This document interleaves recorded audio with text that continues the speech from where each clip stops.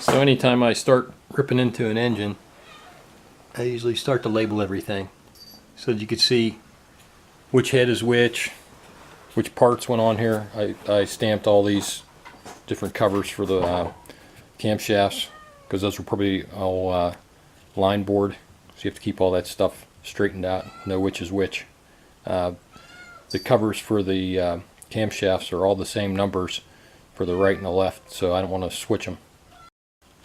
So this motor was not running well at all. It's really dirty and a lot of soot in there. So I don't know what the deal is. I guess it was losing a lot of oil through the valve seals. So on the passenger side, I'm pretty sure, well maybe not. Actually I think I was on the driver's side. It chugged the plug before. And this one, man, is it really dirty. And then after looking at it on the block, I mean there's like debris down in here. I think this cylinder's toast. I think I'm going to have to bore this block.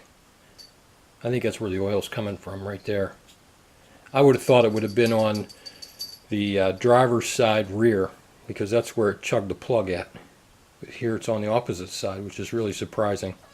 Yeah, I actually had to put a helicoil in that head on the driver's side rear. But yet here on the passenger side rear, it's looking like shit.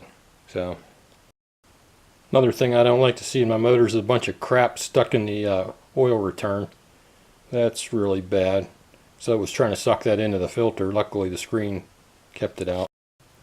So this block is one of the 4.64V motors. It was made in 1998 in Italy.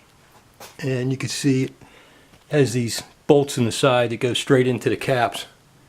And they're saying that these bottom ends are good for like 1500 horsepower. I don't think I'll be anywhere close to that, so I'm sure this will be plenty good for me.